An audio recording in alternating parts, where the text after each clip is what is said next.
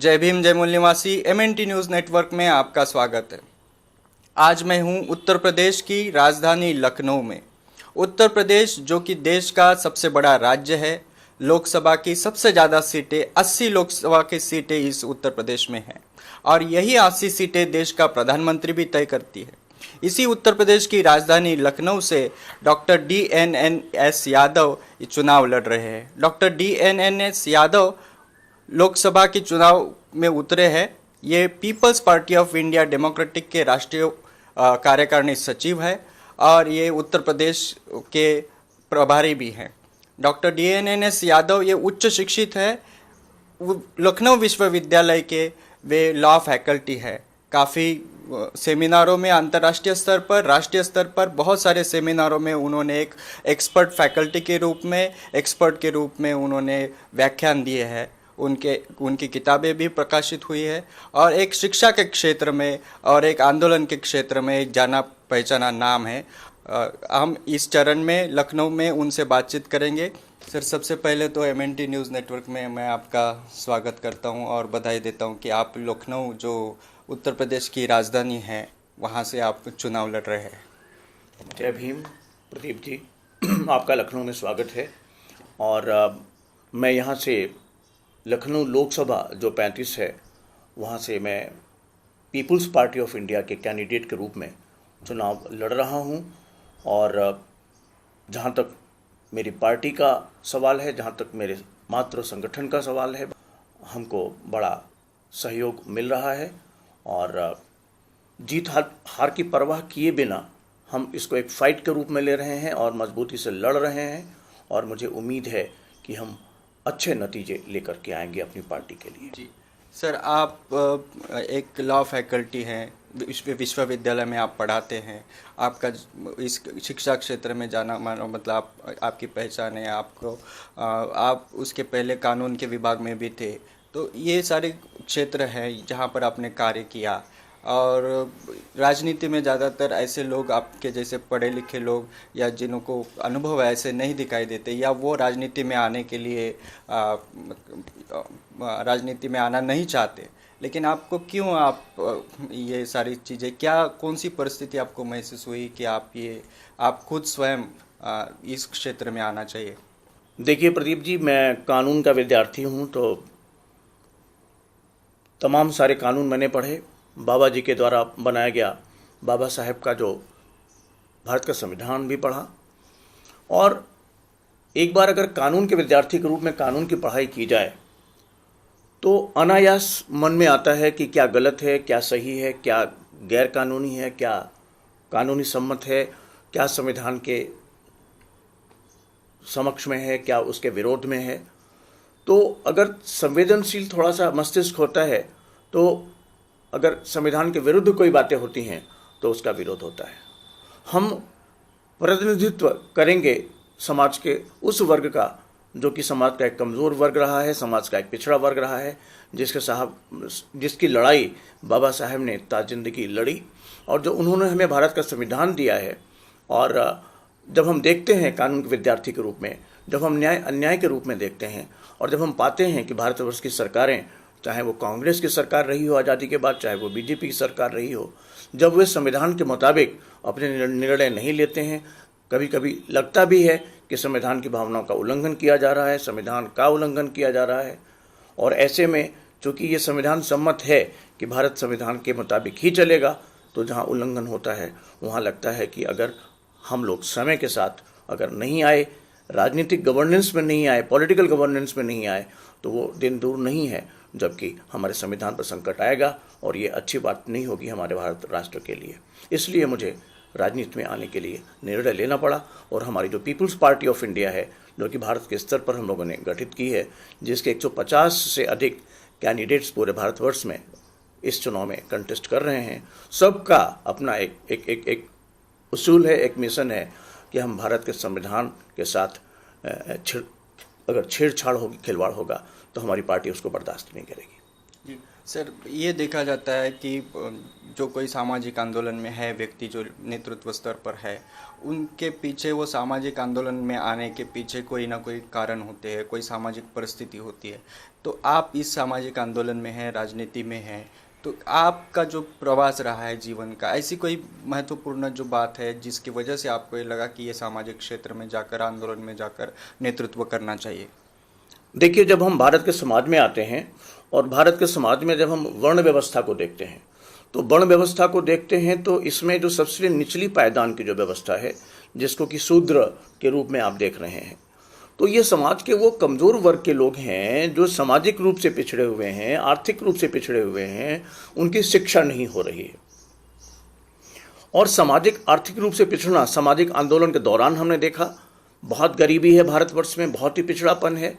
संविधान ये कहता है कि कानून की नज़र में सभी बराबर हैं। बाबा साहब ने हमको संविधान के माध्यम से फंडामेंटल राइट्स दिए।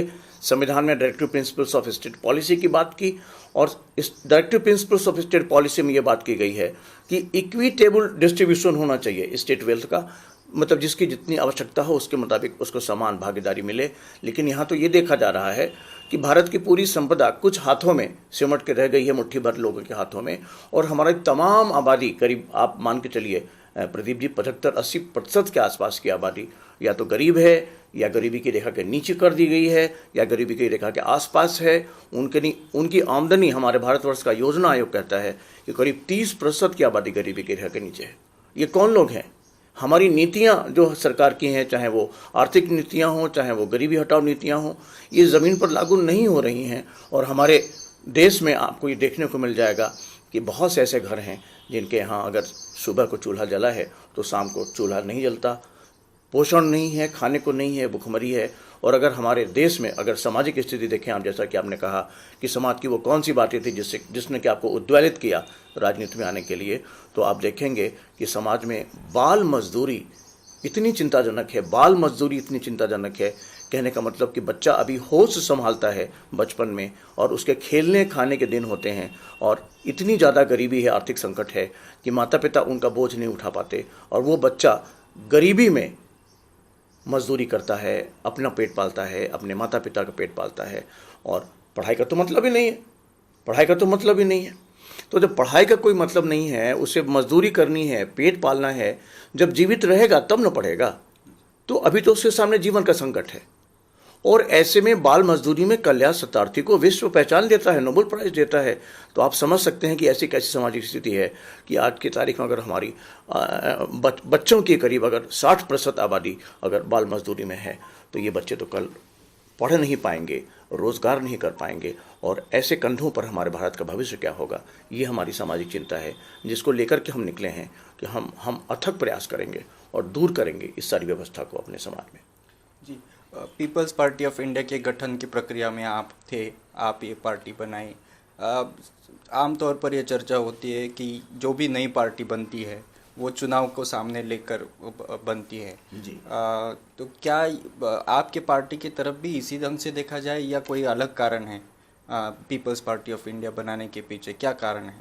देखिए, भारत की जो लोकतांत्रिक व्यवस्था है प्रदीप जी, उसमें पॉलिटिकल गवर्नेंस में आपको आना पड़ेगा। बाबा साहब ने कहा था शिक्षित बनो,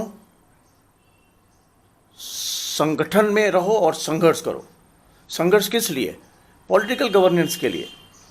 तो हम अगर अपने तमाम आबादी का, उनके हितों की बात करना चाहते हैं, और अगर हम ये देख रहे हैं कि हमारी तमाम पार्टियां, चाहे वो कांग्रेस भाजपा रही हो 70 वर्षों से, अगर उसने इस वर्ग के लिए कोई काम नहीं किया है, उनकी बेहतरी नहीं हुई है, और हमें ये समझ में आ रहा है कि जब तक हम पॉलिटिकल गवर्नेंस में नहीं आएंगे तब तक तो इनसे हमने 60-70 साल तक उम्मीद करके देखा। तो हम सिर्फ चुनाव आ गया हो, और चुनाव आ गया हो इसलिए कोई राजनीतिक पार्टी बना ली हो, या हमें कोई सत्ता प्राप्त करने का कोई मकसद हो, ऐसा दूर दूर तक हमारा कोई मकसद नहीं है। हमारी पार्टी का अपना एक मिशन है कि हम व्यवस्था परिवर्तन की लड़ाई लड़ेंगे, और हमारा सामाजिक आंदोलन है। और सामाजिक आंदोलन किस बात का है कि जो हमारे समाज के जो गरीब तबके के एससीज़ हैं, एसटीज़ हैं, ओबीसीज़ हैं, और जो अल्पसंख्यक हमारे माइनॉरिटीज़ हैं, उनको संविधान के मुताबिक जो हक मिलने चाहिए वो मिलेंगे, और इनके ही समर्थन से हम उस सत्ता को प्राप्त करेंगे, राजनीतिक सत्ता को प्राप्त करेंगे, जिससे कि हम बाबा साहेब के संविधान के मुताबिक इनके लिए जो जो भी अधिकारों के में व्यवस्था की गई है हम उसको अक्षर से लागू कर पाएंगे। इसलिए हम व्यवस्था परिवर्तन की लड़ाई लेकर के चल रहे हैं।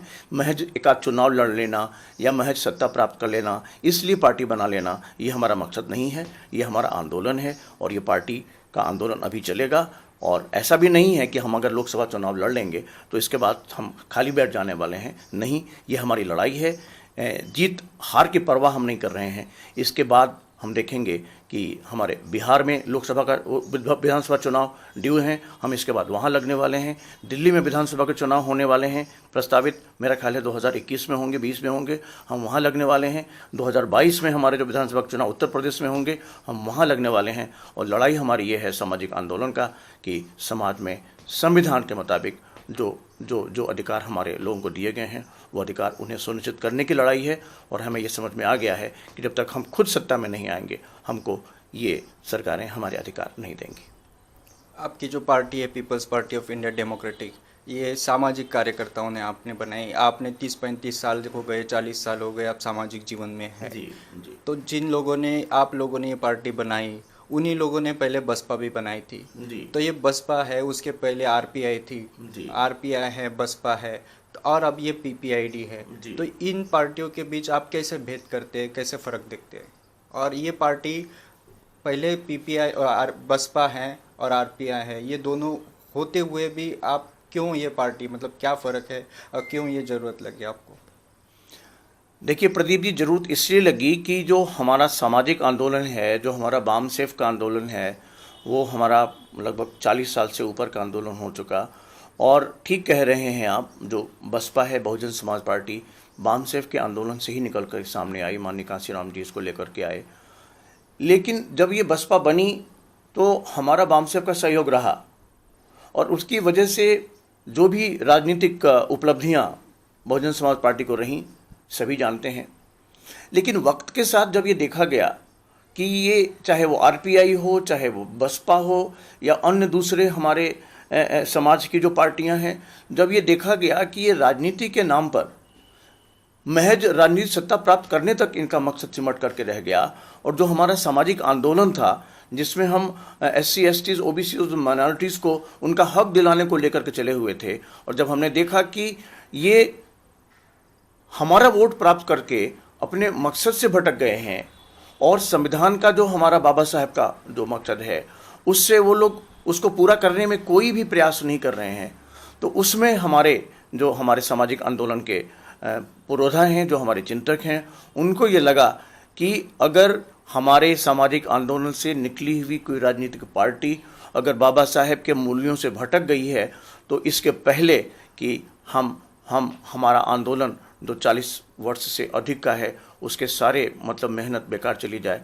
पीपीआई को लाना होगा, पीपीआई डेमोक्रेटिक, कि हम बाबा साहब के संविधान के उन मूल्यों को स्थापित कर सकें और जिसकी वजह से हम जो फूले अम्बेडकरी विचारधारा है आंदोलन की उसको हम स्थापित कर सकें। हमारी जो पार्टियां आईं वो आईं तो ज़रूर, उन्होंने हमारे समाज का प्रतिनिधित्व भी किया, उन्होंने हमारे समाज से शक्ति भी पाई, सरकारें भी बनाई, लेकिन उन्होंने उसके बदले में हमारे लोगों को जो भी आर्थिक, राजनीतिक, सामाजिक मजबूती देनी चाहिए थी वो उन्होंने नहीं दिया, वो हमारे आंदोलन से भटक गए।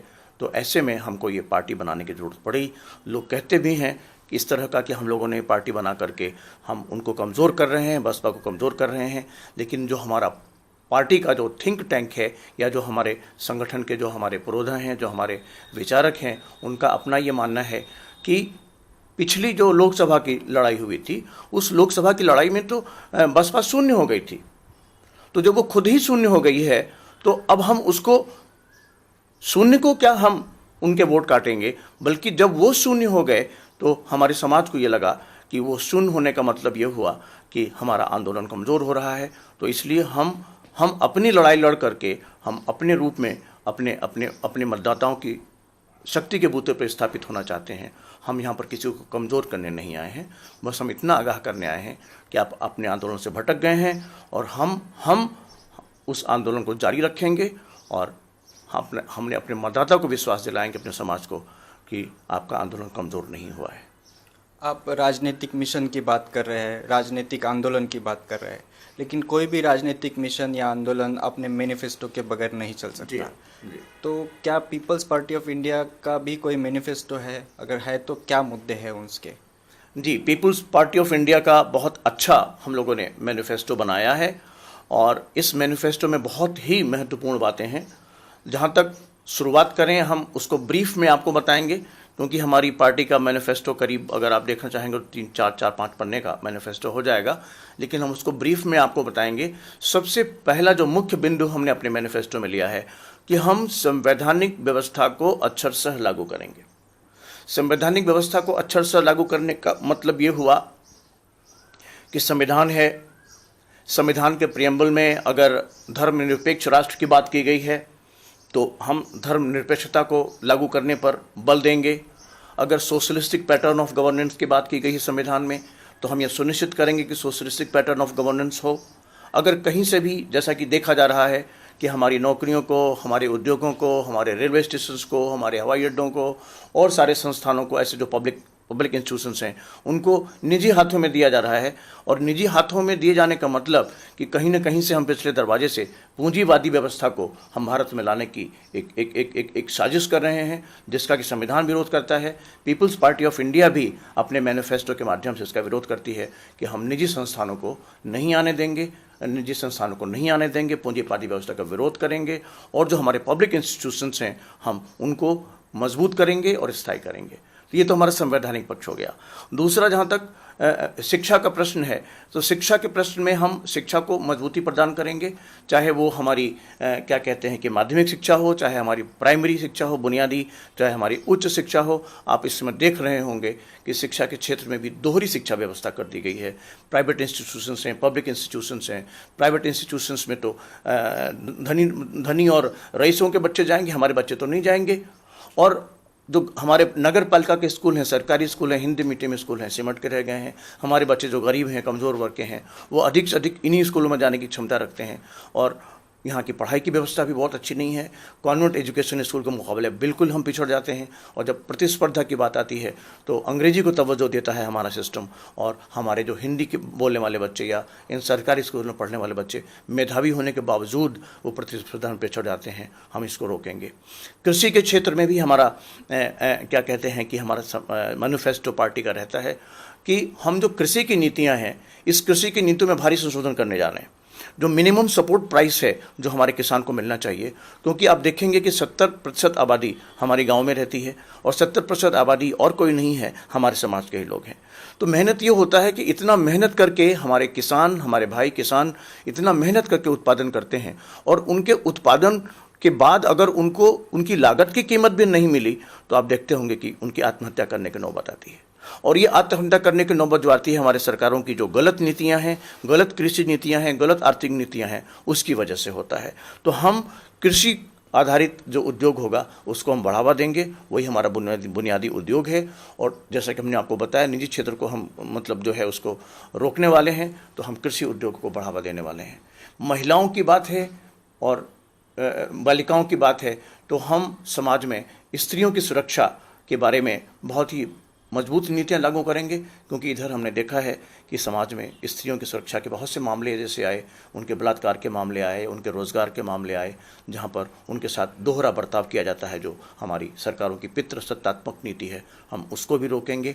इसके बाद जो हमारे सफाई कर्मी हैं, जो हमारे मजदूर हैं, उनकी नीतियाँ हैं, जो हमारे जो नगर निगम की जो उनके कंपनसेशन की बात है, कभी कभी दुर्घटना हो जाती है तो कि हम कंपनसेशन की बात करेंगे। अपने जो हमारे लेबर लॉज हैं उनको हम मजबूती से लागू करेंगे। यहाँ पर हमारे मैनिफेस्टो में रोज़गार की भी बात की गई है, युवाओं को रोज़गार देने की बात। और युवाओं के रोज़गार के लिए जो अभी आज की तारीख में देखा होगा आपने कि फिर से षड्यंत्र चल रहा है, आउटसोर्सिंग करके हम नौकरियां भरना शुरू कर दिया है। हमने क्या किया, जो सरकारी नौकरियां उसका विज्ञापन करते ही नहीं है और उसको आउटसोर्सिंग में करके ले आते हैं, और आउटसोर्सिंग में करके ले आते हैं या निजी क्षेत्रों में करके ले आते हैं। इसके पीछे सरकारों की साजिश ये है कि इसमें वो बड़ी आसानी से कह देते हैं कि इसमें तो आरक्षण लागू नहीं होगा, रिजर्वेशन लागू नहीं होगा। तो ये एक षड्यंत्र है हमारे लोगों को सरकारी सेवाओं से बाहर करने का।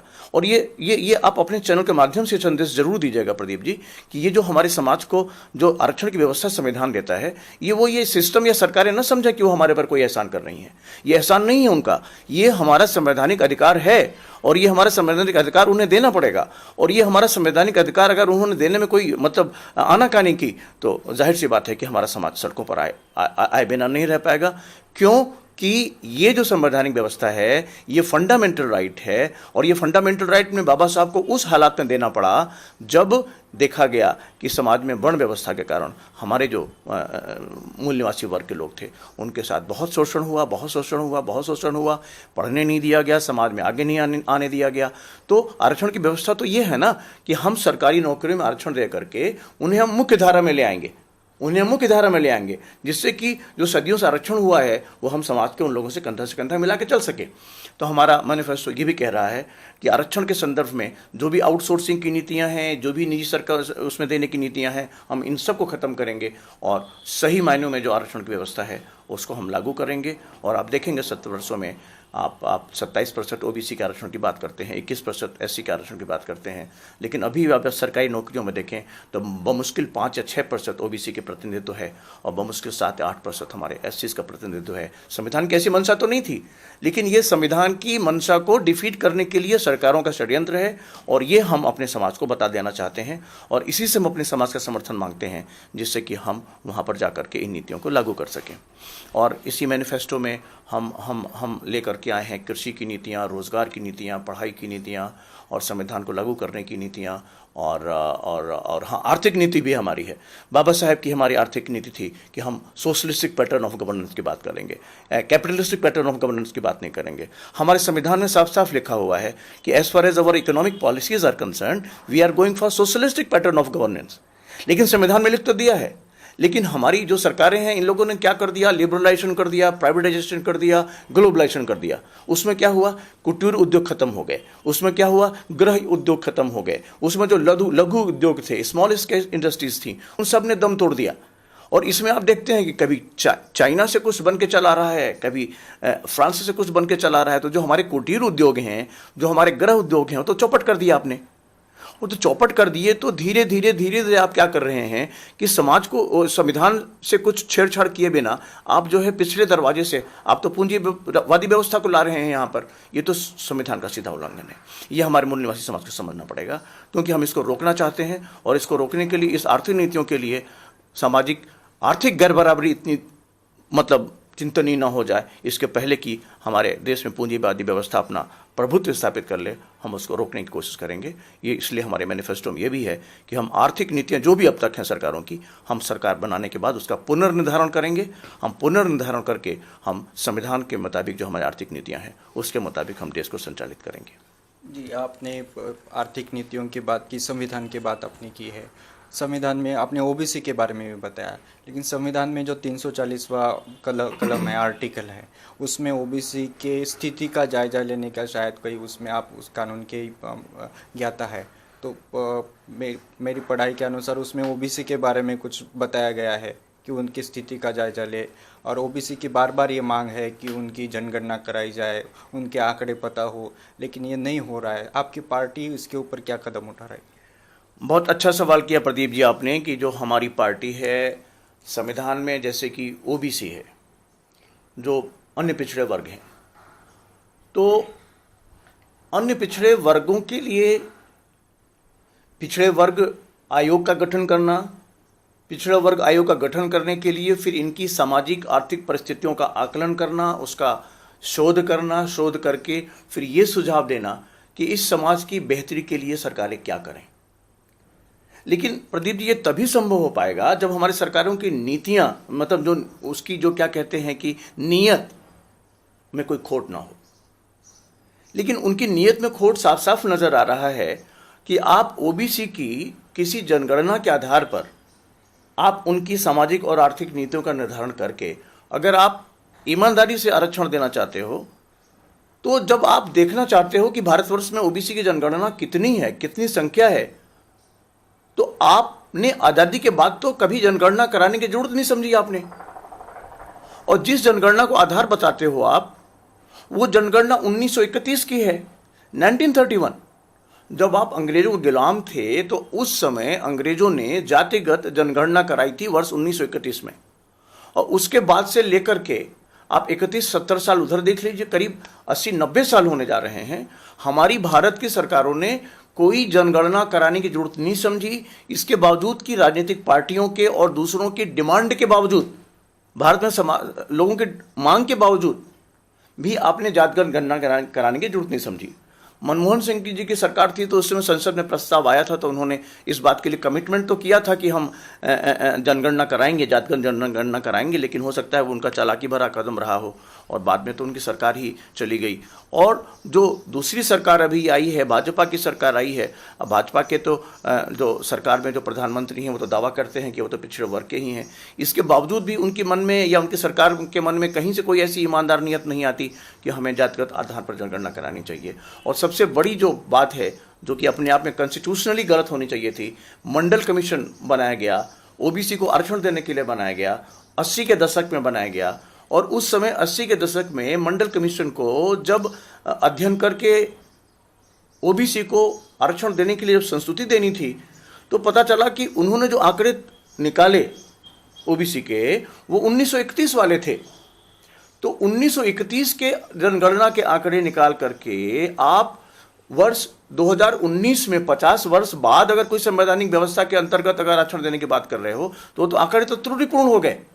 वो आंकड़े आपको करंट चाहिए ना, पॉपुलेशन क्या है, वो तो आपने कराया नहीं, तो उसके आधार पर दे दिया तो वो तो त्रुटिपूर्ण था। उसके मुताबिक भी 52% आबादी निकल के आई, जनसंख्या हमारी ओबीसी की। आज की तारीख में डिमांड हो रहा है, आज की तारीख में डिमांड कर लीजिए आप, हमारी जनसंख्या इससे बढ़ने वाली है और बढ़ने वाली है।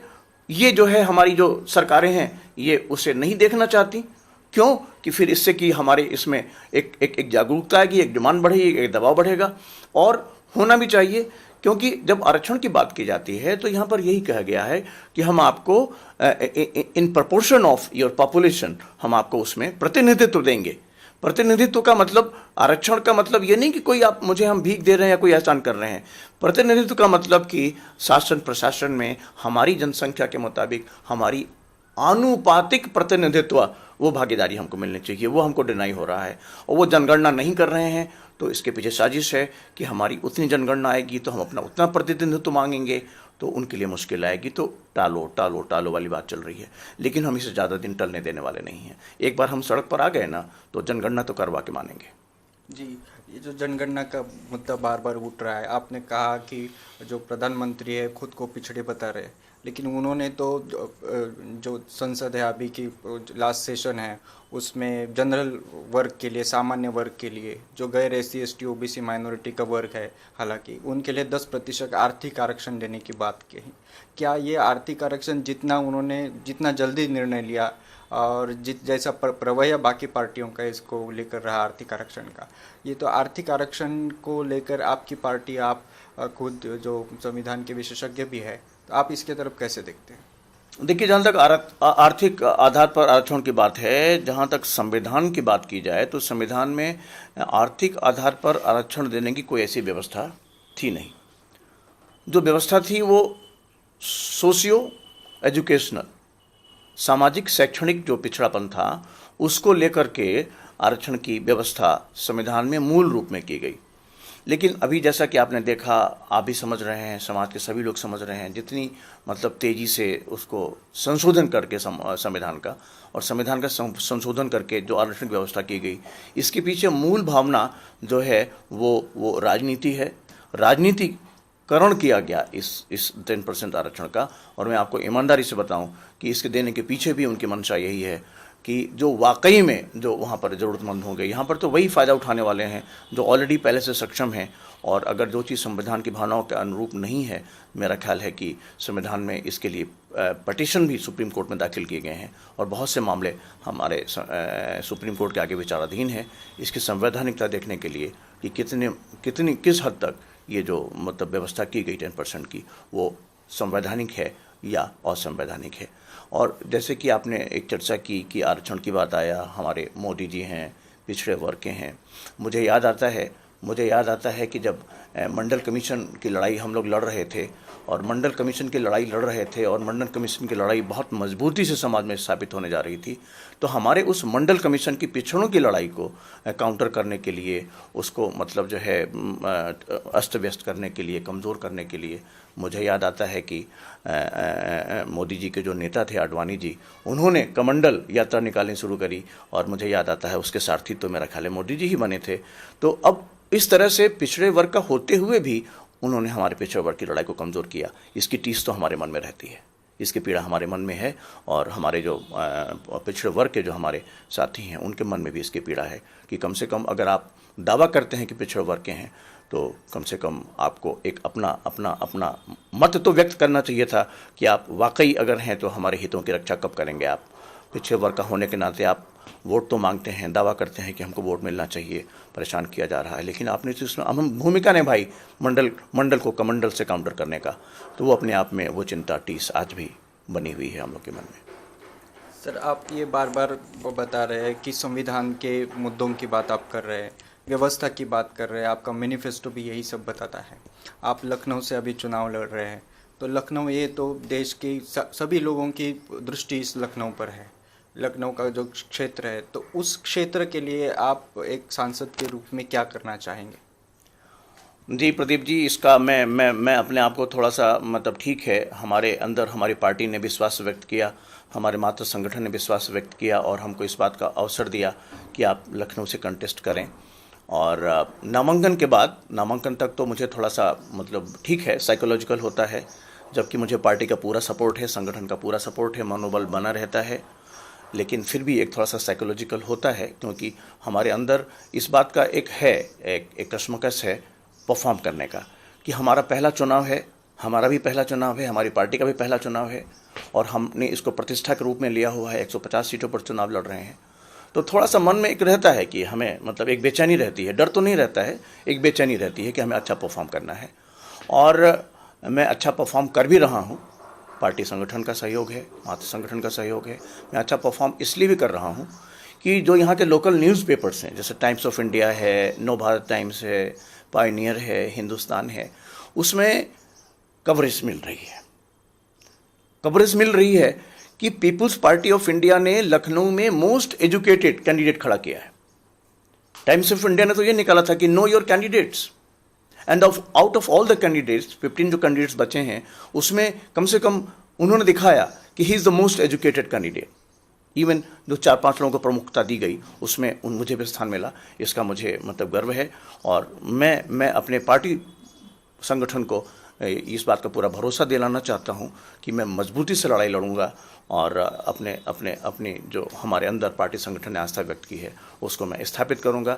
और हमारा पहला जो सबसे बड़ा मकसद ये है कि हम इस चुनाव को लड़ करके अपनी पार्टी को भारतवर्ष के प्लेटफॉर्म पर स्थापित कर दें कि अब कुल मिलाकर के राष्ट्रीय स्तर पर सिर्फ कांग्रेस और बीजेपी की बात नहीं होगी। अब हम एक तीसरा विकल्प देने जा रहे हैं। कांग्रेस बीजेपी के बाद एक भारतवर्ष की जनता के सामने तीसरा विकल्प भी होगा पीपुल्स पार्टी ऑफ इंडिया, और हम एक मजबूत पार्टी के रूप में निकलेंगे और आप आने वाले समय में देखेंगे कि वहाँ पर हम अपनी सरकार केंद्र में बनाने जा रहे हैं। जिस तरह की लड़ाई हम लड़ रहे हैं और आप लोगों का सहयोग है तो निश्चित रूप से हम इसको सिद्ध करेंगे। सर, आप लखनऊ से जो चुनाव आपके कॉन्स्टिट्यूंसी है, ये लखनऊ वासियों के लिए या लखनऊ का जो भौगोलिक क्षेत्र है उसके लिए क्या आप अलग से कुछ इसके विकास के लिए यहाँ के लोगों के जो भी समस्या होगी, लखनऊ क्षेत्र के अलग की जो समस्या होगी, उसको लेकर आपकी क्या दृष्टि है? जी, चूँकि मैं चुनाव लड़ रहा हूँ प्रदीप जी, तो उसको मैंने गंभीरता से लिया है और सीरियसली इसको मैं लेकर के जैसे जनसंपर्क में जाता हूँ, लोगों से मिलने जाता हूँ, तो लोगों का अच्छा रिस्पांस मिल रहा है। लोग हमारी बात सुन रहे हैं और धैर्य से सुन रहे हैं और रुचि लेकर के सुन रहे हैं। तो उनकी अपनी जाहिर सी बात है, उन्होंने भी मुझसे यही प्रश्न किया जो आप मुझसे प्रश्न कर रहे हैं कि अगर हम आपको अपने प्रतिनिधि के रूप में देखना चाहते हैं लखनऊ से, तो आप हमारे लिए क्या करेंगे। तो हमने कहा कि देखिए, आप हमसे उम्मीद क्या करते हैं कि मैं आपके लिए क्या करूं। वैसे हमारे मन में भी इस तरह की योजनाएं हैं कि लखनऊ का एक अपना ऐतिहासिक परिदृश्य है, एक अपना ऐतिहासिक ये शहर है। इसके अलावा भी हम इसको राजनीतिक परिदृश्य में भी एक प्लेटफॉर्म पर एक लाना चाहते हैं। जैसे कि मैं पुराने लखनऊ में गया और जैसे कि हमारा ट्रांस गोमती का नया लखनऊ है। ट्रांस गोमती का जो नया लखनऊ है इसमें काफ़ी डेवलपमेंट दिखाई पड़ता है। जो हमारा पुराना लखनऊ है जहाँ पर मैं जनसंपर्क में गया, जैसे चौक का इलाका है, अमीनाबाद का इलाका है, उस तरफ मड़ियाँव का इलाका है, खदरा का, सीतापुर रोडपुर का इलाका है, तो वहाँ पर यहाँ की तुलना में उतना विकास नहीं हुआ है। तो लोगों ने कहा कि ये क्यों सौतेलापन हो रहा है। तो मैंने कहा कि मैं खुद महसूस कर रहा हूँ सौतेलापन हो रहा है। जिस तरह का गति विकास की ट्रांस गोमती एरिया में है उस तरह की गति तो यहाँ पर आपको भी नहीं दिखाई पड़ रही, मैं भी महसूस कर रहा हूँ। लेकिन ज़रूर इस तरह का नहीं होना चाहिए और अगर आप मुझे मौका देंगे तो आप देखेंगे कि आपका जो पुराना लखनऊ है या जो आपका नया लखनऊ है इसमें जो आपको एक अंतर दिखाई पड़ता है, मैं उसको दूर करने की पूरी कोशिश करूँगा और विकास का लाभ भी हमारे इस लखनऊ को भी मिलना चाहिए। तो ये मैंने उन्हें भरोसा दिलाया। और इसके अलावा हम टेक्नोलॉजिकली, एजुकेशनली हम इसको मजबूत करेंगे। वैसे तो काफ़ी अच्छे एजुकेशन इंस्टीट्यूशंस यहाँ पर खुल रहे हैं, फिर भी हम देखेंगे कि उन स्कूल्स में पढ़ाई अच्छी हो। हम लखनऊ का एजुकेशनल हब बनाना चाहेंगे। जैसे कि हमारे इधर के बच्चे होते हैं, जब कभी पढ़ाई की बात होती है तो उन्हें याद आता है कि हमें पूना जाना है, हमें बेंगलोर जाना है या हमें दिल्ली जाना है। तो हमारे इधर के जो पूर्वांचल के लड़के हैं, मध्य उत्तर प्रदेश के लड़के हैं, जो हमारे मेधावी छात्र हैं, तो हम लखनऊ को एक ऐसा एजुकेशनल हब बनाना चाहेंगे कि कम खर्चे में बच्चे को दिल्ली जाना की मतलब जो है विकल्प ना आए, पूना जाने का विकल्प ना आए, वो यहाँ पर अच्छी शिक्षा प्राप्त कर सकें। क्योंकि मैं शिक्षा के क्षेत्र का हूँ तो इस पर जोर दूंगा। मैंने अपने मतदाताओं को इसका यकीन दिलाया। जी, लखनऊ जब उत्तर प्रदेश की बात करते हैं तो SC, OBC और माइनॉरिटी की बात होती है। लखनऊ भी जो जाना जाता है तो लखनऊ को देश भर में नवाबों का लखनऊ या इस प्रकार से किया जाता है। ये माइनॉरिटी एक बहुत बड़ा उत्तर प्रदेश का एक हिस्सा है। माइनॉरिटी, ये मूल निवासी बहुजन समाज का भी एक हिस्सा है। तो ये माइनॉरिटी को लेकर या लखनऊ के है या उत्तर प्रदेश के है, उनकी क्या समस्या है, उनको पार्टी के अंदर में पार्टी किस प्रकार से उनकी तरफ देखती है, क्या आश्वस्त करना चाहती है? जी, हमारी पीपुल्स पार्टी ऑफ इंडिया, जैसा कि हम बार बार कहते आ रहे हैं कि हमारी पीपुल्स पार्टी ऑफ इंडिया संविधान का अक्षरशः अनुपालन करेगी। इसलिए जो हमारे समाज में संविधान के मुताबिक जो हमारा धर्म निरपेक्ष राष्ट्र का जो मतलब स्वरूप है, हम उसमें जरा भी कटौती नहीं होने देंगे। हमारे अल्पसंख्यक जो भाई हैं वो हमारे भारतवर्ष के अभिन्न अंग हैं, भारतवर्ष के सम्मानित नागरिक हैं। और किन्हीं सरकारों में धर्म के नाम पर भेदभाव होता हो और उन्हें इस तरह से धर्म के रूप में अलग थलग करने की कोशिश की जाती हो, लेकिन जो हमारी पार्टी की नीति है वो पार्टी की स्पष्ट नीति है कि हम जो हमारे माइनॉरिटीज़ हैं और उन माइनॉरिटीज़ को जो हमारे संविधान में आर्टिकल 29, आर्टिकल 30 के मुताबिक जो भी उनको प्रोटेक्शन करने की और नो डिस्क्रिमिनेशन की और बराबर का हक देने की जो भी फंडामेंटल राइट्स की बात की गई है, हम उसके मुताबिक इनको उसका पूरा हक देंगे, मान सम्मान देंगे। और इन्हें कहीं से इस बात का बोध नहीं होगा कि वो हमारे भारत में अल्पसंख्यक के रूप में हैं, वो हमारे साथी हैं और हमारे साथ बराबरी का हक उनको होगा। ये पार्टी का हमारा मकसद भी है, संगठन का मकसद भी है। और चूँकि हमारा ये मिशन है तो हम तो इस पर काम करेंगे। आप पार्टी के मतलब फाउंडिंग प्रोसेस में सारे थे, डॉक्यूमेंटेशन में थे, उसकी स्थापना की प्रक्रिया में थे। इस पार्टी को आने वाले 15 सालों में, 20 सालों में आप कहाँ देखते हैं? क्या इसका भविष्य क्या है? जी प्रदीप जी, 15 साल का समय आपने काफ़ी लंबा दे दिया हमें। हम तो 5 साल में ही इसको देखने वाले हैं। 15 साल का समय तो काफ़ी लंबा हो गया, लेकिन 15 साल में तो खैर बहुत ही ज़्यादा हम मजबूत स्थिति में होंगे। हम तो अगले 5 सालों में ही या अगले 3-4 सालों में ही मजबूत स्थिति में अपने आप को मान करके चल रहे हैं, क्योंकि हमारा पार्टी संगठन का जो कैडर है बहुत ही जुझारू है, हमारे मातृ संगठन जो कैडर है बहुत ही जुझारू है। और उनके ही काम करके, जैसा कि हमने आपको अभी संकेत दिया था कि हम अभी बैठ नहीं जाने वाले हैं, लोकसभा चुनाव करके बैठ नहीं जाने वाले हैं। अगले 2-3 साल में हम आपको बिहार में, दिल्ली में और उत्तर प्रदेश के जो विधानसभा चुनाव होंगे उसमें हम नतीजे देने वाले हैं आपको। और हम आपको दिवा स्वप्न की बात भी नहीं करते और बड़बोड़ेपन की बात भी नहीं करते हम, लेकिन जरूर ये हम आकलन करके चल रहे हैं जो हमारा थिंक टैंक है पार्टी संगठन का, कि उत्तर प्रदेश में 2022 में कम से कम हम इतने विधायक लेकर के अपनी पार्टी के आने वाले हैं कि अगर जो प्रमुख पार्टियां हैं कल को उन्हें बहुमत की स्थिति नहीं होने वाली है, तो हमारे पास इतने विधायक होने वाले हैं कि हमारी मर्जी के बिना किसी की सरकार, हमारी पार्टी की मर्जी के बिना किसी की सरकार नहीं बनेगी, हम ये स्थिति अगले 3 साल में पैदा कर देने वाले हैं। 15 साल तो आपने हमें ज़्यादा समय दे दिया। धन्यवाद। हमने जिनसे बात की वो लखनऊ के मोस्ट एलिजिबल कैंडिडेट है। उनको यहाँ के प्रचार माध्यमों में या यहाँ के सर्वेक्षण में सभी कैंडिडेट से मोस्ट एलिजिबल कैंडिडेट, सांसद का कैंडिडेट माना गया है। डॉक्टर DNS यादव, इनसे हमने बात की। उन्होंने ये विश्वास जताया है कि उनकी पार्टी आने वाले समय में ऐसी पार्टी बनने वाली है कि उनकी विचार के बगैर या उनके बगैर किसी की सरकार नहीं बनेगी, और ये आने वाले समय में एक बहुत बड़ी पार्टी देश भर में खड़ी होने वाली है।